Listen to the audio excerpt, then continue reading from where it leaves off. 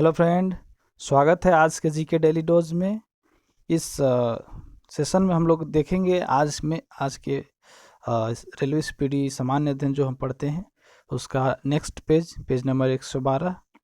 उसमें मुख्य बात है विज्ञान की संबंधित विभिन्न शाखाएं, जो क्या क्या शाखा है वो किस चीज़ से संबंधित है उसके बारे में। कुछ सामान्य पदार्थों के पीएच मान, उसका पीएच मान कितना है वो उस आधार पे उसका तय होगा कि वो बेस है या एसिड है। फिर है विश्व की प्रमुख नहरों को देखेंगे, वो कहाँ पे स्थित है उसके बारे में जानेंगे। और फिर है प्रमुख सदिश एवं अदिश राशियाँ, जो कि फिजिक्स से संबंधित है, भौतिकी से। उसके बाद है आचार्य एवं उनके सिद्धांत, कौन से आचार्य, जैसे शंकराचार्य हैं तो कौन से सिद्धांत को चलाए हैं, रामानुजाचार्य हैं तो कौन से सिद्धांत के संस्थापक हैं, इस तरह से पढ़ेंगे। तो सबसे पहले हम लोग देख लेते हैं आज के जीके का वन लाइनर। फर्स्ट में जो है वो पहला क्वेश्चन, शिक्षा किस सूची का विषय है। हाँ, शिक्षा तो भारतीय संविधान के अनुसूची 7 में 3 तरह का सूची बनाया गया है, केंद्र सूची, राज्य सूची और समवर्ती सूची। इसमें केंद्र सूची वाले विषय में सिर्फ केंद्र सरकार कानून बना सकता है और राज्य सूची में राज्य सरकार कानून बना सकता है, जबकि समवर्ती सूची जो होता है उसमें दोनों तरह का सरकार बना सकता है कानून। लेकिन अगर सेम विषय पे दोनों, एक राज्य कोई स्टेट गवर्नमेंट भी बनाया हुआ है, सेंट्रल गवर्नमेंट भी बनाया हुआ है, तो सेंट्रल गवर्नमेंट वाला ज़्यादा मान्यता प्राप्त है, यह सबसे ज़्यादा उसी को मान्यता प्राप्त है। तो शिक्षा जो है वो किस सूची का विषय है, शिक्षा समवर्ती सूची का विषय है। फिर है कला की बंगाल शैली का अग्रदूत किसे माना जाता है, कौन थे, तो ये अवनींद्रनाथ टैगोर थे। इसके बाद है यूएसए की राजधानी किस नदी के किनारे है। यूएसए की राजधानी जो है पोटोमैक नदी के किनारे है। यूएस की राजधानी कौन है यूएसए की, वाशिंगटन डीसी, ये पोटोमैक नदी के किनारे है। और एक और शहर है अमेरिका का, न्यूयॉर्क, जो कि हडसन नदी के किनारे है।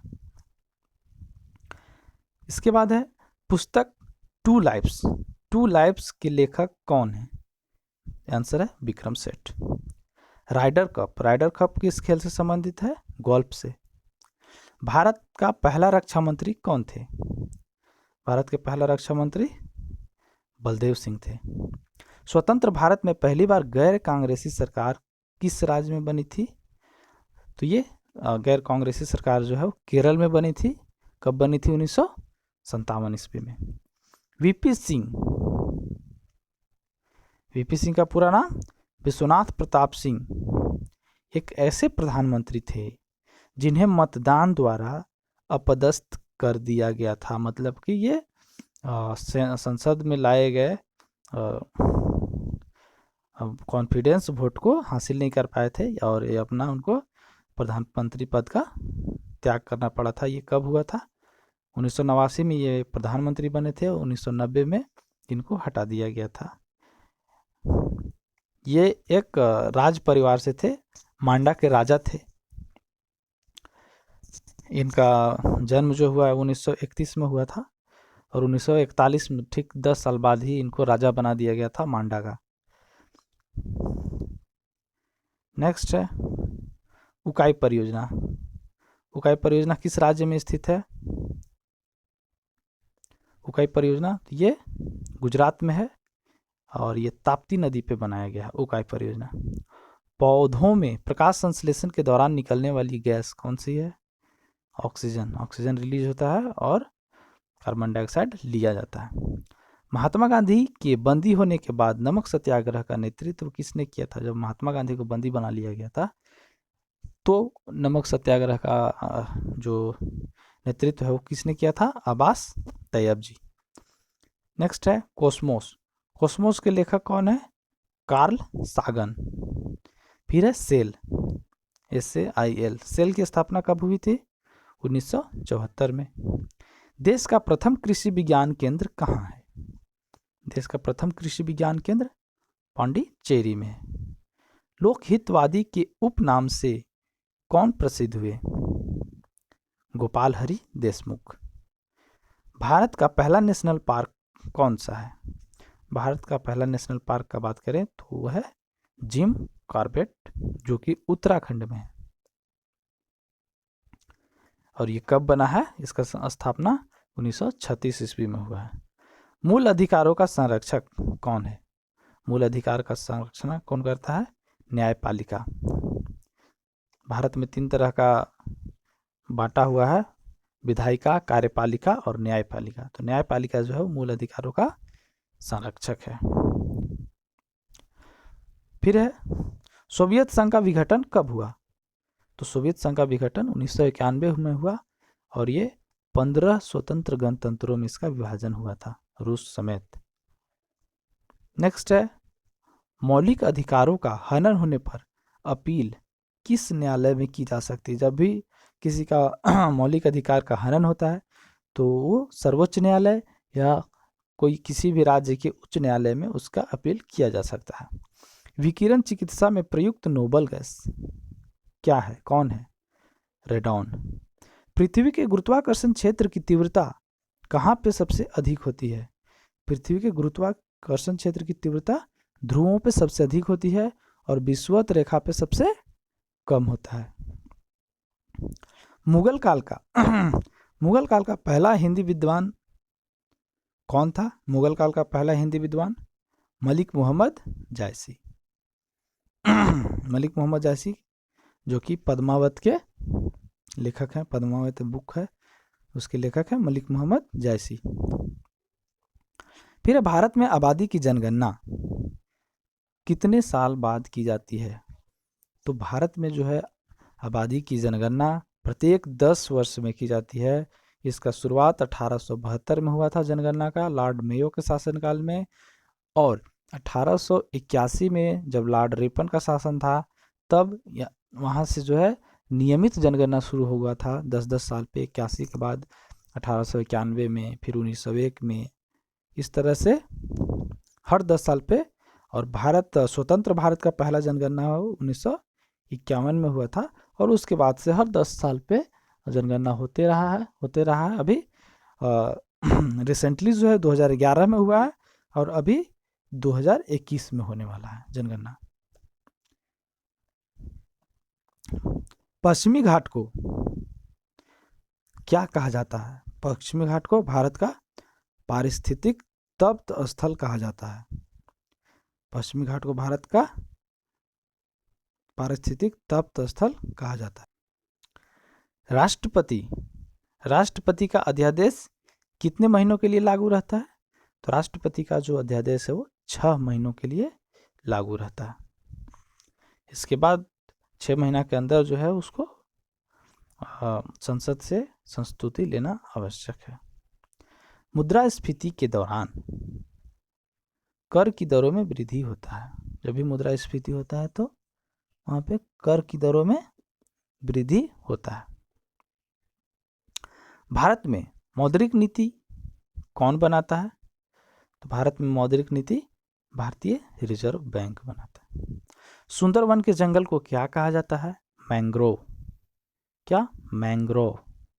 भारत में स्थानीय स्वशासन का जनक किसको कहा जाता है? भारत में स्थानीय स्वशासन का जनक लॉर्ड रिपन को कहा जाता है। इनका शासनकाल था 1880 से 1884 में। सिरके का रासायनिक नाम क्या है? Acetic acid. The last child पुस्तक के लेखक कौन है? द लास्ट चाइल्ड पुस्तक के लेखक मुल्कराज आनंद है। फिर विश्व विकास रिपोर्ट किसका एक वार्षिक प्रकाशन है? तो विश्व विकास रिपोर्ट जो है यूनिसेफ के द्वारा प्रकाशित किया जाता है हर साल। तो ये यूनिसेफ जो है वो संयुक्त राष्ट्र संघ का एक पार्ट है जो विश्व विकास रिपोर्ट को प्रकाशित करता है। नेक्स्ट है भटकल पतन। भटकल पतन कहाँ पे स्थित है, किस राज्य में स्थित है? तो कर्नाटक में। नाम डाफा नेशनल पार्क किस राज्य में है? नाम डाफा नेशनल पार्क अरुणाचल प्रदेश में। 3 बीघा कॉरिडोर कौन से दो देशों को जोड़ता है 3 बीघा कॉरिडोर? बांग्लादेश और भारत को जोड़ता है। हैबियस कॉर्पस फरमान को क्या कहा जाता है? हैबियस कॉर्पस जो फरमान है उसको क्या कहा जाता है? तो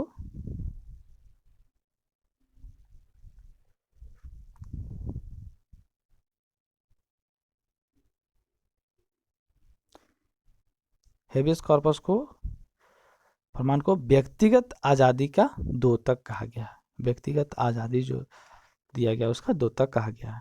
हैबियस कॉर्पस क्या है?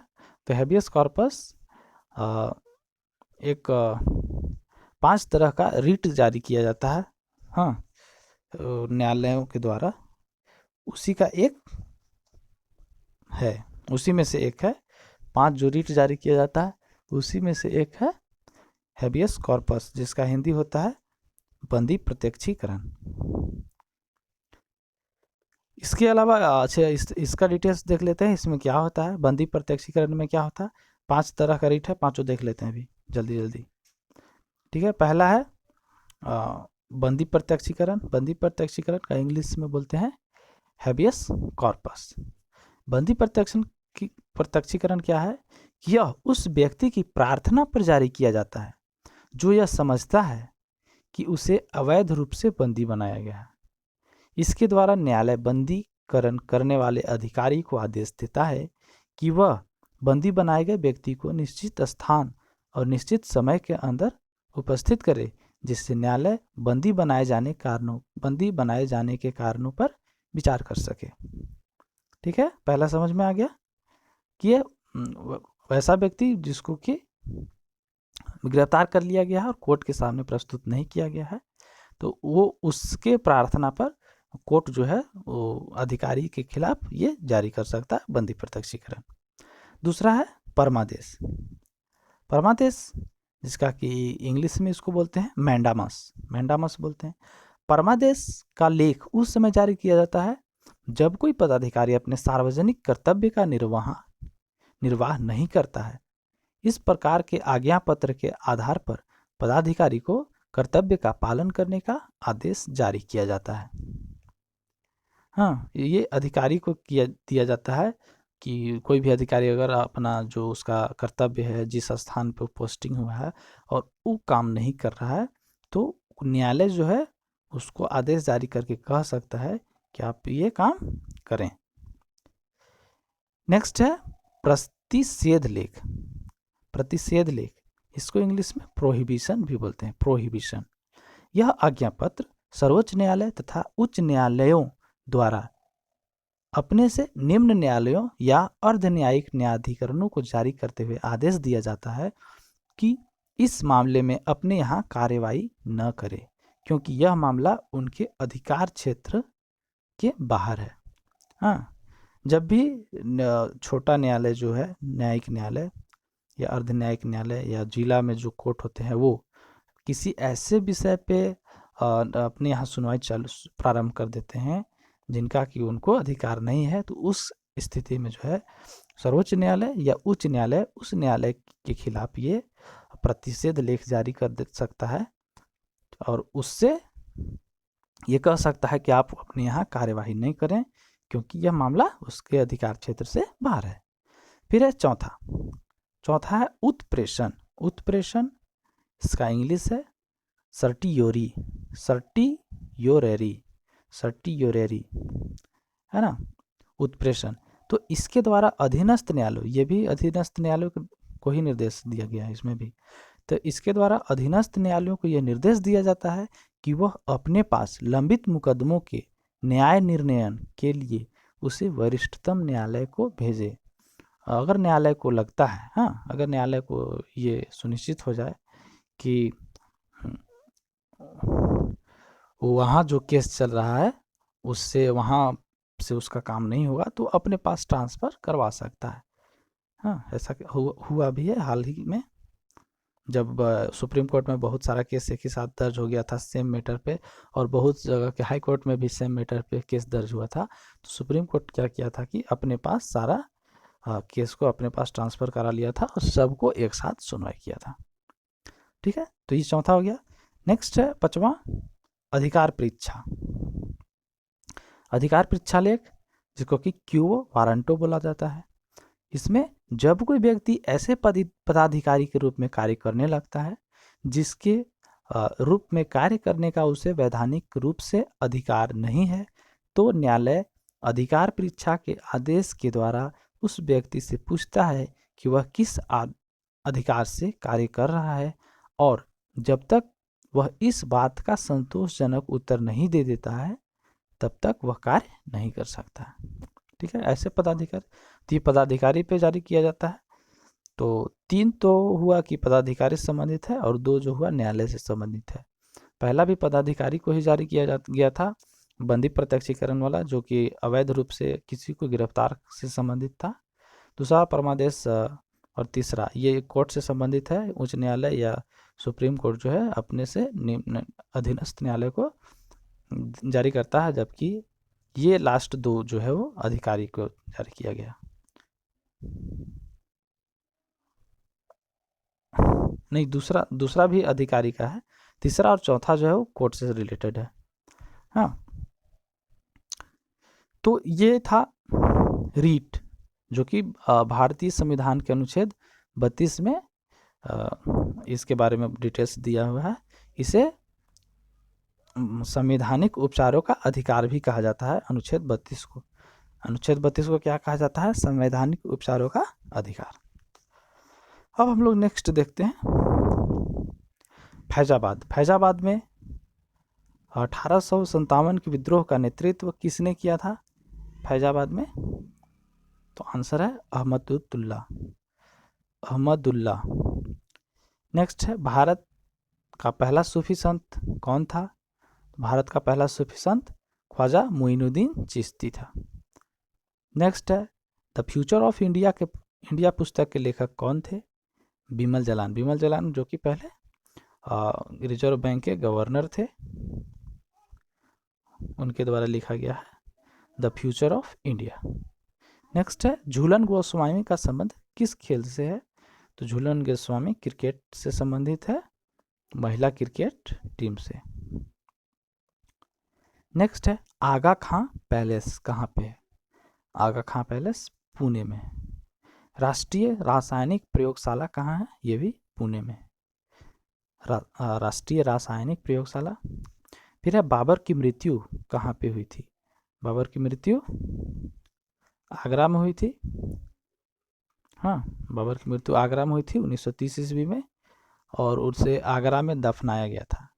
आगरा में दिया गया था, लेकिन चूंकि बाबर की इच्छा थी कि उसे काबुल में दफनाया जाए, हाँ, तब फिर बाद में उसे काबुल में दफनाया गया था, और काबुल में ही उसका मकबरा भी है, जिसको कि बाग-ए-बाबर कहा जाता है। नेक्स्ट है मोहम्मद गोरी ने मुल्तान पर कितना ईस्वी में अधिकार किया था? तो 1175 ईस्वी में। बंगाल का पहला गवर्नर कौन था? Robert Clive. संसद में अविश्वास प्रस्ताव केवल लोकसभा में पेश किया जाता है। अभी हम लोग कुछ देर पहले पढ़े हैं, विश्वनाथ प्रताप सिंह को प्रधानमंत्री से हटा दिया गया था, तो यही प्रस्ताव, अविश्वास प्रस्ताव ही उनके खिलाफ पारित किया गया था, जो कि वो जीत नहीं सके थे। एटीएम का फुल फॉर्म क्या होता है? Automatic teller machine. डीएनए परीक्षण किसके द्वारा विकसित किया गया था? डीएनए परीक्षण ये डॉक्टर एलेक जेफरीज द्वारा विकसित किया गया था।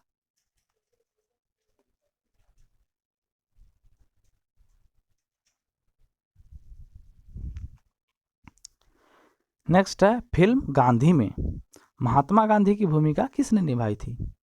फिल्म गांधी में महात्मा गांधी की भूमिका बेन किंसले ने निभाई थी। यूरोपीय संघ की साझी मुद्रा को क्या कहते हैं? यूरोपीय संघ की साझी मुद्रा को यूरो कहा जाता है। इब्न बतूता किसके शासनकाल में आया था? इब्न बतूता, जो कि मोरक्को का यात्री था, इब्न बतूता, ये मोहम्मद बिन तुगलक के शासनकाल में आया था। नाना साहब के नाम से कौन प्रसिद्ध था? तो नाना साहब के नाम से बालाजी बाजीराव, जो कि पेशवा थे, मराठा पेशवा बालाजी बाजीराव जो है नाना साहब के नाम से प्रसिद्ध थे। आंध्र प्रदेश एवं तमिलनाडु के तटीय भूभाग को क्या कहते हैं? आंध्र प्रदेश एवं तमिलनाडु के जो तटीय भूभाग है समुद्र साइड वाला, उसको कोरोमंडल तट बोलते हैं। फिर है विली विली। विली विली कहाँ की पवन है? विली विली ऑस्ट्रेलिया की पवन है। लिटमस, जिससे कि एसिड और बेस का टेस्टिंग किया जाता है, वो किससे प्राप्त किया जाता है लिटमस? तो लिटमस लाइकेन से प्राप्त किया जाता है। प्रकृति में सबसे सशक्त बल कौन सा है? सबसे सशक्त बल नाभिकीय बल है। मधुमक्खी पालन को क्या कहते हैं? मधुमक्खी पालन जो है एपीकल्चर कहलाता है। मेडागास्कर द्वीप कौन से महासागर में स्थित है? हिंद महासागर में। अफ्रीका जो महाद्वीप है उसके ठीक बगल में है ये मेडागास्कर, जो कि हिंद महासागर में स्थित है। भारतीय प्राणी सर्वेक्षण का मुख्यालय कहाँ है? भारतीय प्राणी सर्वेक्षण का मुख्यालय कोलकाता में है। मैकाल पर्वत किस राज्य में स्थित है? छत्तीसगढ़ राज्य में। आत्मकथा द इंडियन स्ट्रगल के लेखक कौन है?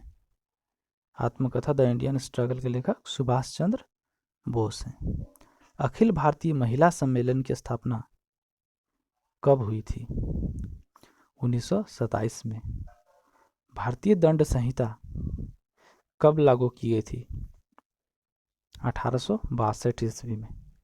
संविधान में मौलिक अधिकारों का संरक्षक कौन है? तो उच्चतम न्यायालय और उच्च न्यायालय जो है वो मौलिक अधिकारों का संरक्षण करता है।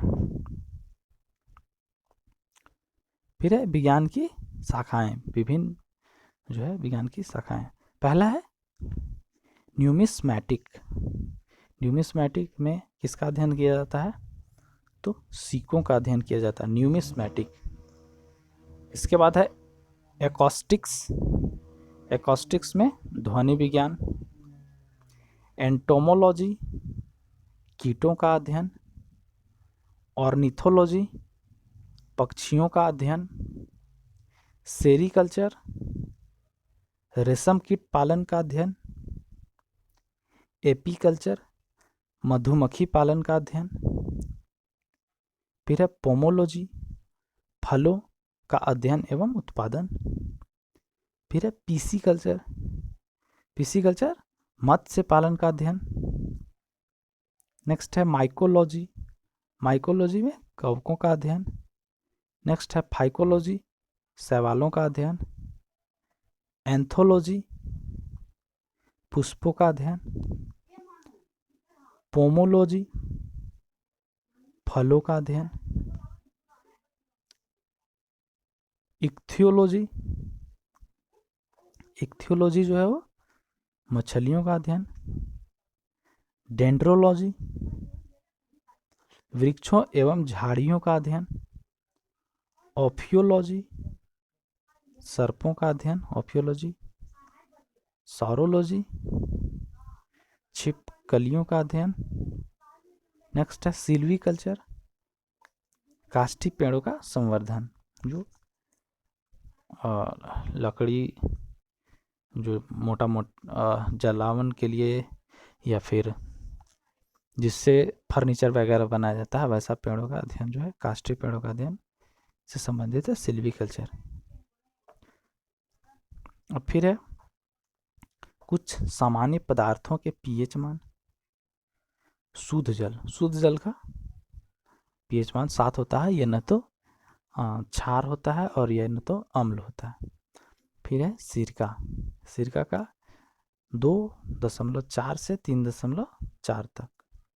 शराब 2.8 से 3.8 तक। दूध 6.4 से 6.66। तो ये जो तीनों देखे वो अम्ल की श्रेणी में आता है। जिसका भी 7 से नीचे पीएच मान रहेगा वो अम्ल की श्रेणी में आएगा। फिर है समुद्री जल, ये क्षार की श्रेणी में है 8.4। लार 6.5 से 7.5, ये अम्लीय भी होता है और क्षारीय भी। मानव मूत्र 5.5 से 7.5 तक, ये भी दोनों होता है। रक्त 7.4, ये हल्का क्षारीय होता है। नींबू का रस 2.2 से 2.4। फिर है विश्व की प्रमुख नहरें। तो स्वेज नहर जिसका निर्माण 1869 ईस्वी में हुआ है। तो इसकी अवस्थिति कहाँ है? ये भूमध्य सागर एवं लाल सागर को जोड़ता है। ये एसएससी में आया हुआ क्वेश्चन है, भूमध्य सागर और लाल सागर। क्वेश्चन था कि स्वेज नहर किन दो सागरों को मिलाता है? तो इसका आंसर था भूमध्य सागर एवं लाल सागर। फिर है कील नहर किसको किसको जोड़ता है? तो कील नहर उत्तरी सागर और बाल्टिक सागर को मिलाता है। फिर है पनामा नहर का स्थापना कब निर्माण हुआ है? 1914 या 15 में। प्रशांत महासागर और अटलांटिक महासागर को जोड़ता है पनामा नहर। सू नहर किसको किसको जोड़ता है? सुपीरियर झील एवं ह्यूरोन झील। इरी झील एवं मिशिगन झील, ये अमेरिका और कनाडा के बीच में। केपी नहर आंध्र प्रदेश एवं तमिलनाडु। गोटा नहर स्टॉकहोम और गोटेनबर्ग। गोटा नहर जो है स्टॉकहोम और गोटेनबर्ग। फिर है फिजिक्स से संबंधित कुछ है, प्रमुख सदिश राशियाँ एवं अदिश राशियाँ। तो सदिश राशि किसको बोलते हैं? तो ये एक ऐसा राशि है जिसको दर्शाने के लिए हम लोग परिमाण के साथ साथ उसका दिशा भी बताना जरूरी होता है उसमें। और जबकि वैसा राशि जिसमें दिशा बताना आवश्यक नहीं हो, सिर्फ परिमाण से काम चल जाए, तो उसको हम लोग अदिश राशि कहते हैं। और सदिश राशि का एक और है क्या कि वो जो वेक्टर एडिशन होता है, वेक्टर एडिशन को फॉलो करना चाहिए। ऐसा इसलिए कह रहे हैं क्योंकि जो इलेक्ट्रिसिटी का करंट होता है उसमें डायरेक्शन होता है, हाँ, लेकिन वो सदिश राशि नहीं है, वो एक अदिश राशि है, क्योंकि वो वेक्टर लॉ ऑफ एडिशन को फॉलो नहीं करता है। तो देखते हैं सदिश राशि में क्या है। सदिश राशि में संवेग है, आवेग, त्वरण, बल, वेग, भार, बल आघूर्ण। फिर है अदिश राशि में चाल, द्रव्यमान, भार, ऊर्जा, आवेश, घनत्व, विद्युत धारा यहाँ पे देख सकते हैं आपकी ये अदिश राशि है, जबकि इसमें डायरेक्शन होता है। ये बिजली के तार में फॉलो करता है एक तरफ से दूसरे तरफ, यानी इसमें धारा होता है, लेकिन ये चूंकि वेक्टर लॉ ऑफ एडिशन को फॉलो नहीं करता है, इसलिए ये जो है वो अदिश राशि है। नेक्स्ट है आचार्य एवं उनके सिद्धांत। तो पहला आचार्य शंकराचार्य जो है वो अद्वैतवाद के सिद्धांत को दिए थे। रामानुजाचार्य विशिष्ट द्वैत के सिद्धांत को दिया था। निम्बकाचार्य द्वैतवाद। माधवाचार्य द्वैतवाद। वल्लभाचार्य सुधाद्वैत। तो ये 5 तरह का जो सिद्धांत था, इसको फिर से देख लेते हैं एक बार। क्या है? शंकराचार्य अद्वैतवाद, रामानुजाचार्य विशिष्ट द्वैत, निम्बकाचार्य द्वैतवाद, माधवाचार्य द्वैतवाद और वल्लभाचार्य सुधा द्वैत। तो दोस्तों खत्म होता है आज का ये सेशन। मिलते हैं फिर नेक्स्ट वीडियो में, तब तक के लिए धन्यवाद। वीडियो को पूरा देखने के लिए बहुत बहुत धन्यवाद। वीडियो कैसा लगा आप कमेंट कर सकते हैं, हमें बता सकते हैं।